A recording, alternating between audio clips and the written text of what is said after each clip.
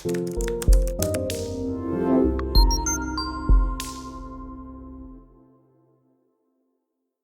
et sœurs de l'espace diocésain du Vieux,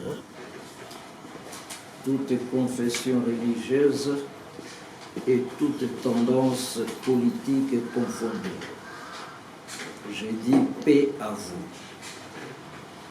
Depuis le dimanche 20 novembre 2023, s'est ouverte la campagne électorale devant nous conduire aux élections le 20 décembre 2023.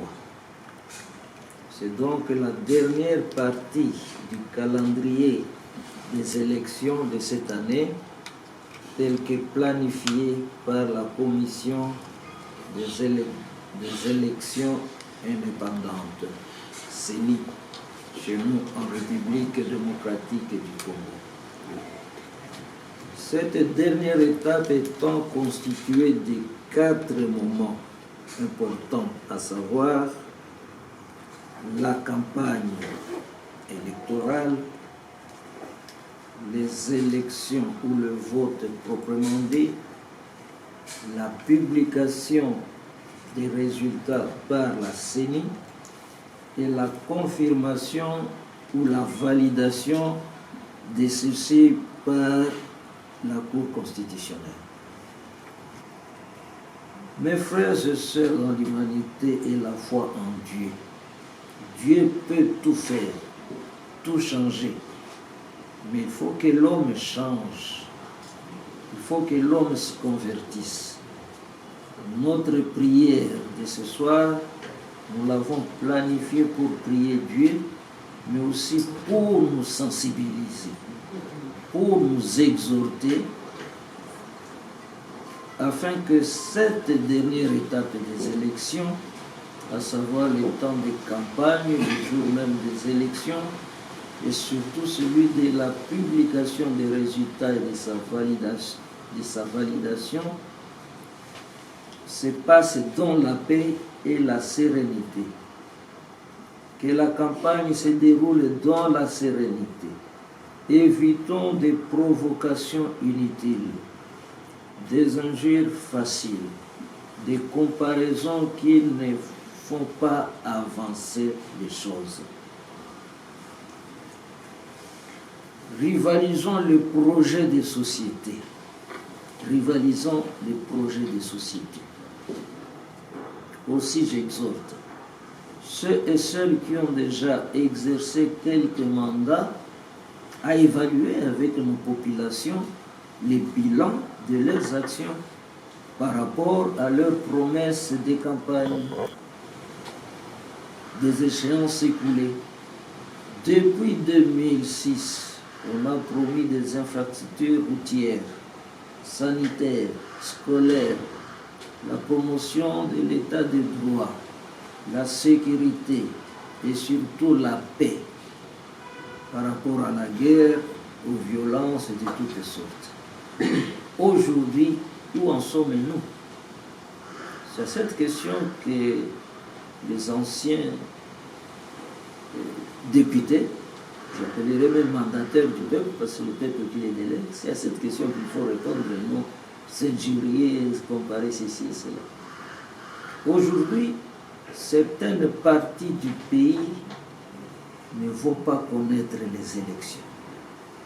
Et on continue à faire des bilans comme quoi on a reçu son mandat.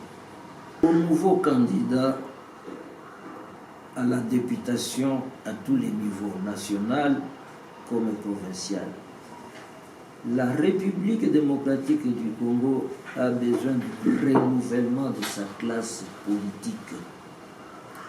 Soyez donc les bienvenus, mais cela à base de quel projet de société? Au lieu de se bagarrer avec les mots, que les nouveaux présentent un projet de société à base de notre passé. Et ceux qui ont fini leur mandat, qu'ils fassent les bilans avec cette même population qui les a délégués au pouvoir. À considérer le nombre de candidats à tous les niveaux aujourd'hui, on a l'impression que beaucoup sont motivés par la conviction aujourd'hui que la politique est devenue le seul métier qui paye chez nous. Et beaucoup y vont pour cela. Alors, il faut y aller parce que c'est le seul métier qui paye. Nous n'avons pas besoin de déshabiller Saint-Pierre pour habiller Saint-Paul. Si c'est cela le projet de la plupart d'entre vous, ne comptez pas sur nous, nous c'est-à-dire la population dont vous faites aussi partie. Exhortation à la population de la République démocratique du Congo en général et celle de notre espace diocésain. Quand je parle d'espace diocésain, je vois nos 3 zones pastorales, Uvira, Fizi, Mwenga. Ouvrons les yeux cette fois-ci. C'est cette fois-ci ou jamais. Sinon, nous devenons les artisans, les responsables de nos misères. Comme disait un certain Edmond Buck, un peuple qui élit des corrompus, des renégats, des imposteurs, des voleurs et des traîtres n'est pas victime. Il est complice. Et j'ai l'impression qu'au Congo, nous sommes devenus complices de nos malheurs, de nos misères. La campagne électorale est le moment de demander les comptes à ceux qui nous ont dirigés par rapport aux promesses faites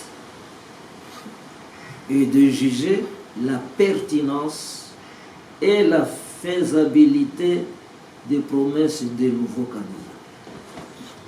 Dans ce sens, elle donne le pouvoir de renouveler la confiance aux animateurs des institutions qui ont bien servi le pays, mais aussi de sanctionner tous ceux qui ont mal géré en servant leurs propres intérêts au lieu de servir le peuple. Face à tous, anciens comme nouveaux, je m'adresse ici à la population, privilégions les critères objectifs des compétences et des probités morales. Personnellement, je m'abstiendrai à vous signaler des critères pour qui voter ou pour qui ne pas voter. Jugez-en vous-même. Mais par exemple, que peut-on attendre des candidats opportunistes qui changent de camp selon leurs intérêts personnels, mangeant ainsi à tous les râteliers, Mobutistes avant-hier, Kabilistes père et fils hier, aujourd'hui Tshisekidistes, demain on ne sait pas qui. Comment croire que ceux qui alignent comme suppléants leurs femmes, enfants, neveux, nièces, amis, ceux qui postulent à tous les niveaux, provincial et au national, pour nous diriger, comme si dans ce pays il n'y avait que eux pour nous diriger. Comment croire à des candidats pareils? Comment croire aux candidats qui ont trempé dans les tueries au cours des dernières années, comme aujourd'hui encore,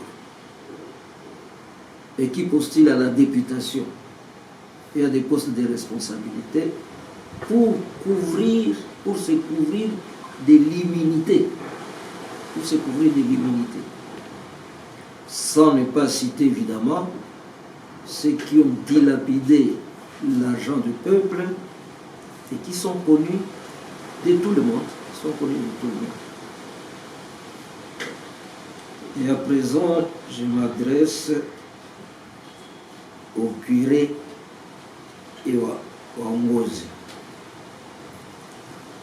Pour notre Église catholique en particulier, notamment le curé des paroisses et les Wangozi, nous leur demandons d'accueillir tout le monde sans discrimination liée aux personnes, aux religions, aux églises, aux tribus, au rang social, etc., etc. Mais cela pas dans l'Église, pas à l'intérieur de l'Église, ni à ses alentours les plus proches. Les salles paroissiales, les lieux sacrés comme le sanctuaire ou sous la croix. Pour les rassemblements, on pourra à la rigueur les faire là où on dispose des endroits comme des terrains de sport et autres grands espaces. Concernant les espaces des écoles, on pourra s'y réunir, s'y rassembler seulement en dehors des heures de cours, c'est-à-dire le soir quand les élèves ne sont plus là. Par ailleurs, rien n'interdit les fidèles catholiques candidats aux élections de venir à la messe comme tout autre fidèle, mais sans se faire accompagner d'un groupe de personnes. On évitera aussi d'apporter des drapeaux, des partis politiques ou des pancartes portant l'effigie de tel ou tel autre candidat dans l'église ou les afficher sur les murs de l'église. À tous et à chacun, à la population en général, il en va de notre intérêt pour l'avenir, pour notre avenir et surtout celui de notre postérité, de nos enfants. Suivons la voie de notre conscience pour le choix des candidats et non le mot d'ordre des commissionnaires politiques qui s'engagent pour leurs propres intérêts. Quand sonnera l'heure des élections, soyons vigilants et éveillés pour protéger notre vote. Nous encourageons ceux et celles qui se sont engagés à organiser des veillées électorales pour prêter main forte aux missions d'observation classiques. Comme le rappelle l'une des consignes de la CENCO, ne quittons pas le bureau de vote tant qu'on n'aura pas affiché les résultats. Prenons donc conscience de notre responsabilité, de nos responsabilités en tant que citoyens souverains primaires. Cette fois-ci, ne nous laissons pas voler notre vote. J'ai dit et je vous remercie.